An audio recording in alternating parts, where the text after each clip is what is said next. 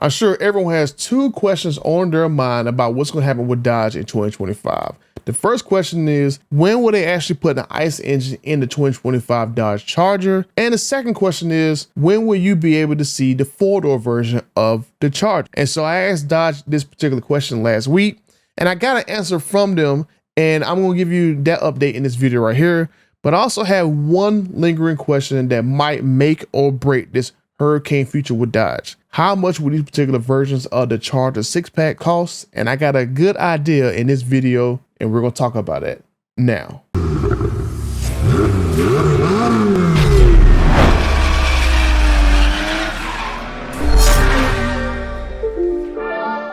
It's that time of year again where you need to save as much money as you can to buy the gifts for everyone else and including yourself. So my friends at Just Bolt-Ons and Drag Racing Wheels have you covered. In case you need anything like exhaust systems, sticky Mickeys, catch cans, tonneau covers, whatever, my friends at Just Bolt-Ons and Drag Racing Wheels have some of the best prices online. And with my promo code BUTTER that you use at checkout, you can save up to an additional 15% off on your next order. So check out my friends at Just Bolt-Ons, DragRacingWheels.com, where some of the best prices online just got a little bit better. Okay, my over 38,000 friends and 69% of you guys nice subscribe. Now let's get right into this situation with the actual four-door versions of the Charger. Now, I did ask Dodge this particular question, and you can see this same answer is pretty much now being spread around social media about this, that the four-door version of the Charger should be on sale by the summertime of this year. Now, I did leak in the video that for right now, dealers cannot order the four-door versions of the Charger Daytona, and hopefully sometime in the next few weeks or a couple of months, dealers will be able to actually do that. And once they are able to, I'll let you guys know. And then the second part of the question that I said in the intro is, when will we see the actual ICE versions of the Charger? Well, from talking to Dodge, they said that sometime during the second half of this year, we should see the ICE versions of the Charger. Now, that also means that, you know, July is the second half of the year. So sometime starting July to the end of this year, we should start seeing Hurricane versions of the Charger. My main question is, how much will these vehicles cost? Because Ford just had its worst year for the Mustang ever. And in 2024, there was no competition for the Ford Mustang. There was no Charger, there was no Challenger, and there was no Camaro with V8s in them. And the Mustang was the only really pony car, muscle car in the land. And Ford had its worst selling year in 60 years. And the number one issue with the Mustang, and if you go look on the forums, whatever, everyone's saying the same issue as this: the car costs too much money. No one wants to pay $60,000 for a 500 horsepower car. And this is where I think Dodge is going to mess up at with this new Hurricane high output Charger that's going to cost over $60,000, just like Ford. Let's talk about the standard output version of the Charger, because there's going to be two versions of the six-pack cars. The standard output version is going to be around 420 horsepower, and then the high output version is going to be 550 horsepower. But the standard output version, I'm thinking it's going to be somewhere in the mid $45,000 range when it comes out. Now, the reason why I say this is if you look at data from last year or 2023 model year, the XXT Charger, let me go ahead and change it back to rear wheel drive. The XXT Charger was the base Charger with the Pentastar engine in there, was $35,000. Now, I asked a couple people and they both told me that Dodge is not going to put a Pentastar in the next gen Charger. So if you want what TK classifies as a food stamp Charger, Dodge is not making it. Now, I think that's kind of a mistake. I think Dodge should basically offer a budget Charger to get people into the cars. But from right now, from my understanding, Dodge will not offer anything smaller than the 420 horsepower Hurricane engine. Now, you may think that, you know, what's bad about that? A 400 horsepower Charger, it should be pretty cheap, right? But that's where we get into this problem. The XXT with the Pentastar was $35,000 rear wheel drive only. Another issue with the Charger is that every single car is going to be rear wheel drive. So if you go ahead and click these boxes, the price goes up to about $39,000 for a XXT Charger. But the problem is, like I said, there's going to be no base engine in the car other than these Hurricane engines. So if you want to go up the horsepower range, an RT Charger, which was what, 370 horsepower, whatever, was $45,000. And this is where I think Dodge is going to price the all-wheel drive, wide body, 420 horsepower Charger in 2025. And this right here is actually the four-door price. So we don't know whether or not Dodge, when they actually come out with the actual four-door variants of these cars, if the four-door cars are going to cost more money than their actual two-door siblings. So I'm just going off what I'm thinking how much the four-door variant of the Charger is going to be. And I'm thinking it's going to be around $45,000. And like I said, all-wheel drive, 420 horsepower, and all-wheel drive, 420 horsepower. What was the last thing I said? Yeah, wide body. The next problem with the actual four-door cars is I learned from people that Dodge will not put the high output Hurricane in the four-door variant of the Charger for 2025 model year. I think that's a mistake because I'm pretty sure more people are gonna be more interested in buying the four-door version of the Charger because people have families, people need that extra space, and I don't think people are gonna wanna buy the two-door variant to get 500 horsepower when they have kids in car seats.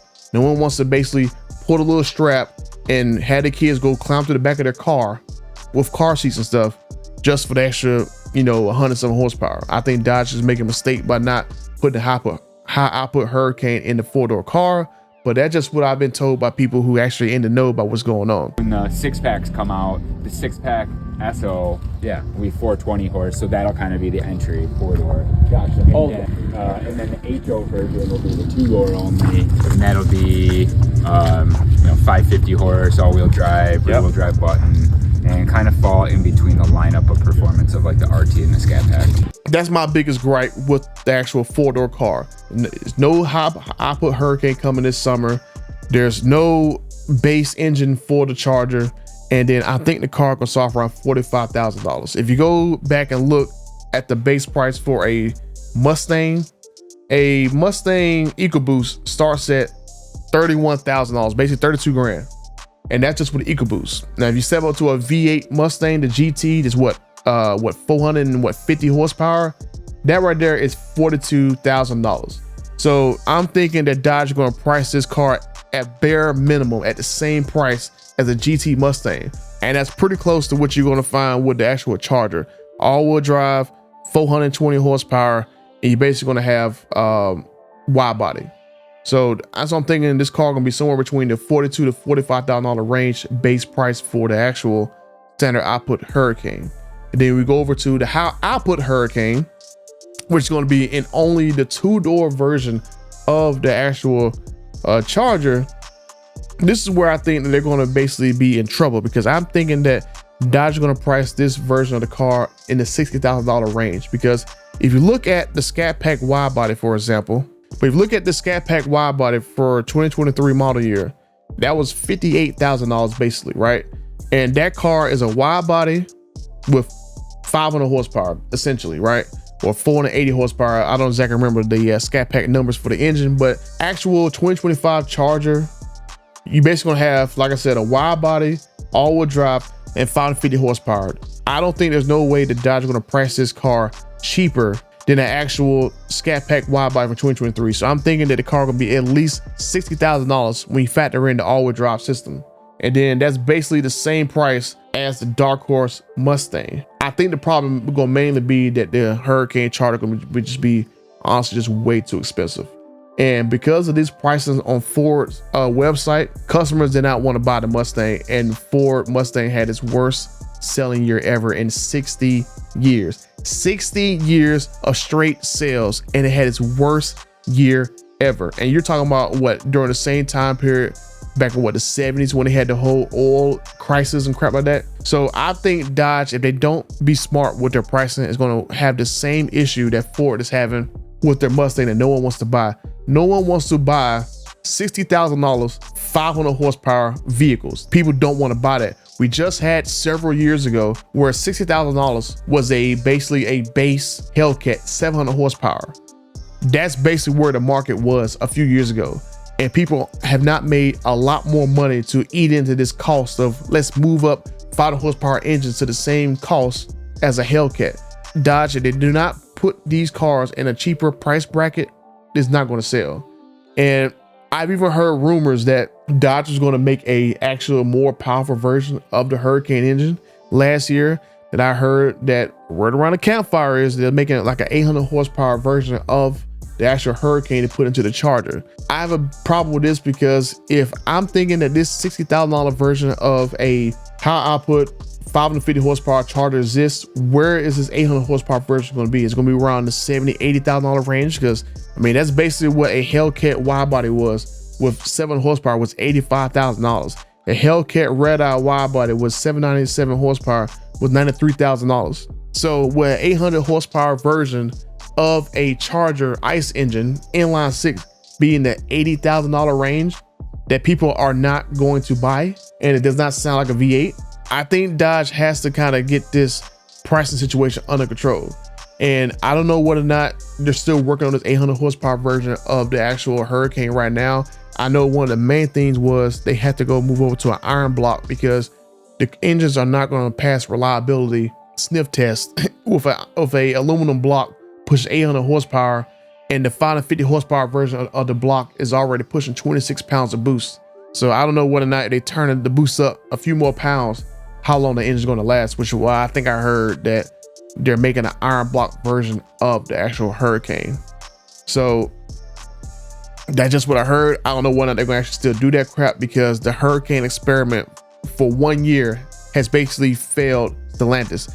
No one is buying Ram 1500 trucks like that because people want V8s in the trucks. And one of the main gripes is, even though I've read that majority of people who bought the Hurricane version of the Ram trucks, they like them, the problem is they're just way too expensive.